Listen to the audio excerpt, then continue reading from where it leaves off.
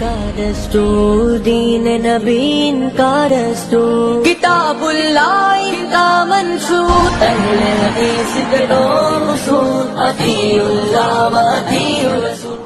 الا ادلکم علی شیء اذا فعلتموہ تحاببتم افشوا السلام بینکم۔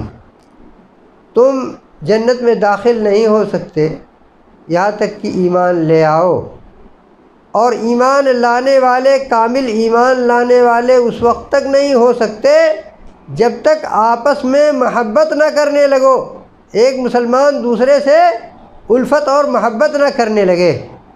اللہ کے رسول صلی اللہ علیہ وسلم نے بیان فرمایا، کہا کہ اولا ادلکم علی شیء اذا فعلتموہ تحاببتم، کیا ایسی چیز تم کو نہ بتا دوں، ایسا گر اور ایسی تدبیر نہ تم کو بتا دوں کہ اگر اس کو کرنے لگ جاؤ تو تمہارے دلوں کے اندر محبت پیدا ہو جائے گی، تم ایک دوسرے سے محبوب ہو جاؤ گے۔ وہ کیا ہے؟ افشوا السلام بینکم، آپس میں سلام کو رواج دو۔ دوسری حدیث کے اندر ہے کہ سلم علی من عرفت ومن لم تعرف، جس کو پہچانتے ہو اس کو بھی السلام علیکم سے نوازو، اور جس کو نہیں پہچانتے ہو اس کو بھی سلام کرو، جس کو پہچانتے ہو نہیں پہچانتے ہو سب کو سلام کرو۔ اور قیامت کی علامتوں میں سے یہ بیان کیا گیا ہے کہ سلام ان لوگوں کو کیا جائے گا قرب قیامت میں جن کو آدمی پہچانتا ہوگا، جن کو نہیں پہچانتا ہوگا وہ جانتا ہے کہ یہ مسلمان ہے، وہ صاحب ریش ہے، وہ صاحب صوم و صلات ہے، مسجد میں آ رہا ہے، جا رہا ہے، مگر پہچانتا نہیں یہ شخص، اس لیے اس کو سلام نہیں کرتا ہے۔ تو یہ قیامت کی علامتوں میں سے ہوگا کہ وسلم علی المعرفہ ہوگا، معرفت و پہچان کی بنیاد پر سلام کیا جائے گا۔ اس سلسلے کا ایک دلچسپ واقعہ آپ سے بتاتا ہوں، اپنا واقعہ، حقیقی واقعہ اپنا۔ ایک بڑے اپنے علاقے کے ایک بہت بڑے مولانا تھے، خطیب تھے۔ ہم ایک جلسے کے اندر گئے ہوئے تھے، اس جلسے میں چارپائیاں بچھی ہوئی تھیں، ایک چارپائی پر 3 آدمی بیٹھے، 3 مولانا لوگ بیٹھے ہوئے تھے۔ ہم بھی وہ ایک کنارے جا کر کے سلام کر کے بیٹھ گئے۔ ایک چوتھے صاحب جو بڑے خطیبوں میں سے ہوتے تھے وہ تشریف لائے، اور میرے علاوہ 3 بقیہ جو تھے ان کو سلام کر کے مصافحہ کیا۔ میں اپنے کو اس لیے سلام نہ کیا جانے والا بتا رہا ہوں کہ مصافحہ ان تینوں لوگوں سے کیا اور مجھے چھوڑ دیا، اور میرا مجھ سے چھوٹا بھائی بھی اس جلسے کے اندر آیا ہوا تھا، ان خطیب صاحب کی ان سے معرفت تھی۔ تو جب وہ استنجا وغیرہ کرنے گیا تھا، جب آیا تو اس سے پوچھا کہ آپ کے بھیا نہیں آئے ہیں؟ تو کہا وہ کیا بیٹھے ہوئے ہیں؟ تب میرے پاس چل کر کے آئے اور مجھ سے مصافحہ کیا۔ میں نے کہا اور معذرت کی میں نے کہا اگر حدیث کے مطابق عمل کیا ہوتا تو یہ معذرت کرنے کی ضرورت نہیں پیش آتی۔ سلم علی من عرفت ومن لم تعرف نہیں کیا، یعنی گویا جن سے مصافحہ کیا ان کو سلام کیا، اور جس کو سلام مصافحہ سے نہیں نوازا، اس کا مطلب ہے اس کو سلام بھی نہیں کیا تھا، ورنہ السلام علیکم کہنے سے ان 4 آدمیوں کو سلام ہو چکا تھا۔ مگر چونکہ مصافحہ 3 آدمیوں سے کیا، ہم کو چھوڑ دیا، تو آ کر کے مجھ سے معذرت کرنے کی ضرورت پیش آئی کہ آپ کو میں نے جانا نہیں تھا، اس لیے آپ سے مصافحہ نہیں کیا تھا۔ میں نے کہا آپ نے حدیث کے مطابق اگر عمل کیا ہوتا تو یہ معذرت کرنے کی ضرورت آپ کو پیش نہیں آتی۔ تو یہ علامات قیامت میں سے ہے کہ معرفت کی بنیاد پر سلام کیا جائے گا، حالانکہ سلام سب سے پہچان والے سے اور بلا پہچان والے سے ہر ایک سے سلام کرنا چاہیے۔ لہذا یہ گر ہم میں رائج ہونا چاہیے۔ ہم جس کو بھی مسلمان جانتے ہیں اس کو سلام ہونا چاہیے، اور اشاروں سے سلام نہیں ہوتا ہے۔ یہ پہلی چیز جاننے کی ہے کہ سلام اشارے سے نہیں ہوتا ہے، السلام علیکم زبان سے کہنا ضروری ہے تب وہ سلام ہوگا۔ اور اگر اشارہ مارتا ہے تو یہودیوں کی علامت ہے، یہود سلام کرتے ہیں ایسا۔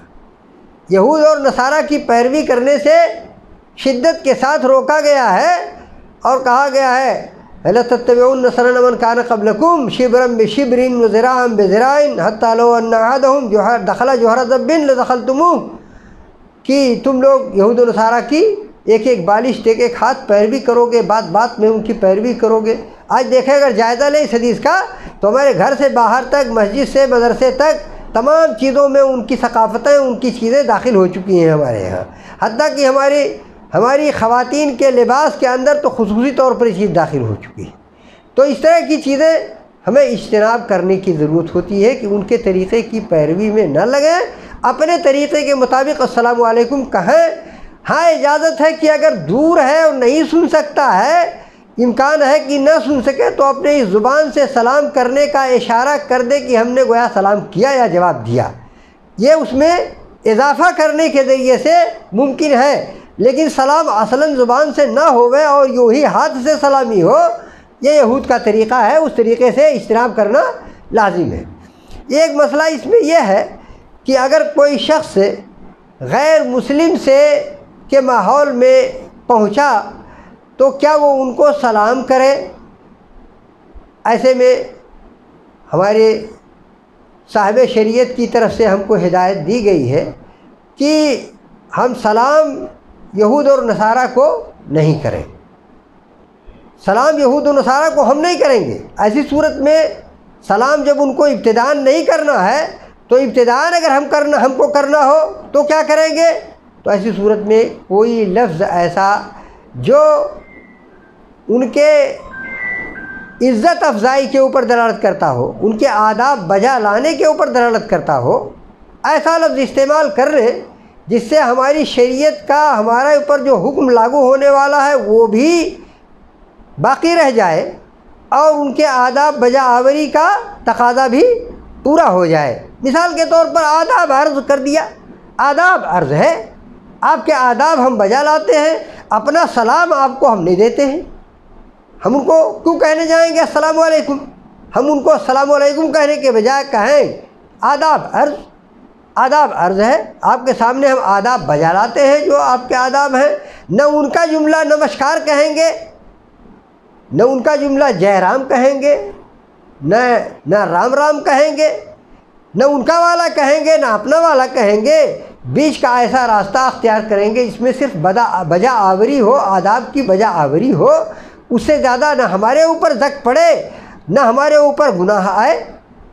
یہ اس طرح سے بیچ کا راستہ اختیار کیا جائے گا۔ البتہ اگر ان کی جانب سے سلام کیا جائے تو یہود و نصارہ کے سلسلے میں روکا گیا ہے حدیثوں کے اندر کہ جب یہود و نصارہ سلام کرتے ہیں تو ان میں سے ایک زبان کو دبا کر کے السلام علیکم کہتا ہے، سلام کے بجائے لام کو حذف کر دیتا ہے اور السلام علیکم کہنے کے بجائے السلام علیکم کہتا ہے، اور سام کے معنی موت کے ہوتے ہیں، یعنی تم پر موت آئے۔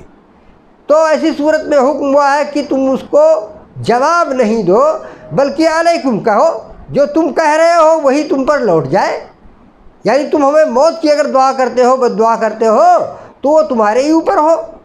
لیکن فرق یہ ہے کہ اللہ کے رسول صلی اللہ علیہ وسلم کے زمانے میں آپ کے درمیان میں رہنے والا یہودی اور نصرانی عربی کو جانتا تھا، سلام کا معنی جانتا تھا اور سام کا معنی جانتا تھا۔ ہمارے گرد و پیش رہنے والے غیر مسلم، چاہے وہ ہندو ہوں، چاہے وہ یہودی ہوں، چاہے نصرانی ہوں، چاہے پارسی ہوں، چاہے سکھ ہوں، ان میں سے کوئی بھی سام اور سلام نہیں جانتا ہے، دونوں کا فرق نہیں جانتا ہے۔ ان میں سے جو آپ سے کے پاس اٹھتا بیٹھتا ہے، آپ سے تعلقات رکھتا ہے، وہ جب کرتا ہے تو سلام ہی کرتا ہے، لام کے ساتھ ہی وہ سلام جانتا ہے اور سلام کرتا ہے۔ ایسی صورت میں ہمارے لیے کیا کرنا ہوگا؟ یہ حضرت حذیفہ رضی اللہ تعالیٰ عنہ کی ایک روایت آتی ہے، اس سے ہمیں استناس کرنا ہوتا ہے۔ حضرت حذیفہ رضی اللہ تعالیٰ عنہ کا اثر بتاتا ہے، ایک مرتبہ انہوں نے اپنے خط میں جواب لکھا تو ایک دہقان کو، ایک غیر مسلم کو انہوں نے جواب لکھتے ہوئے السلام علیکم السلام لکھا، تو لوگوں نے جو تابعین تھے ان کے پاس، ان لوگوں نے اعتراض کیا کہ آپ جواب لکھتے ہوئے اس کو السلام علیکم لکھتے ہیں، یہ کیسے درست ہوگا؟ تو انہوں نے کہا کہ ہم کو اس نے سلام کیا تھا، اس لیے ہم اس کا جواب دیتے ہوئے السلام علیکم کہہ رہے ہیں۔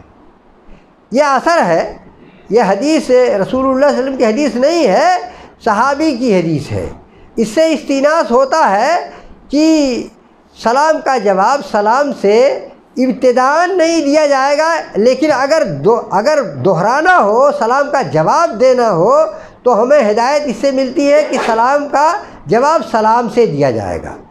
اس کو البانی صاحب رحمۃ اللہ علیہ نے استدلال کر کے بتایا ہے، کہا اللہ تعالیٰ نے فرمایا وَإِذَا حُيِّيتُم بِتَحِيَّةٍ فَحَيُّوا بِأَحْسَنَ مِنْهَا أَوْ رُدُّوهَا۔ اس آیت کا عموم بتاتا ہے کہ جب ہم کو سلام کیا جائے، ہم کو حیات کی دعا دی جائے، تو ہم کو اسی جیسا یا اس سے بہتر جواب دینا ہے۔ اس عموم سے ظاہر ہوتا ہے کہ ہم سلام ابتداءً نہیں کر رہے ہیں کافر کو، بلکہ ہم کو سلام کا جواب دینا ہے۔ اس نے السلام علیکم کہا ہے تو ہم کو جواب دینا ہے، تو ہم اس کو بائی بائی کر کے جواب نہیں دیں گے، اس کو یوں ہی جواب نہیں دیں گے، جو کہا ہے اتنا جواب کم سے کم ہم دیں گے، یعنی السلام علیکم کے ذریعے سے ہی جواب دیں گے۔ جواب دینے میں یہ معاملہ ہوگا، ابتدا نہیں کریں گے۔ لا تبدؤ الیہود والنصارى بالسلام، یہود و نصارہ سے سلام کی ابتدا نہیں کرو، یہ حدیث اپنی جگہ پر ثابت رہے گی، اور جواب دینا ہوگا تو السلام علیکم کے ذریعے سے ہم جواب دے سکتے ہیں۔ اس آیت کے عموم اور صحابی حذیفہ رضی اللہ عنہ کے اثر سے یہ چیز ظاہر ہوتی ہے کہ سلام کا جواب دیا جا سکتا ہے سلام کے ذریعے سے۔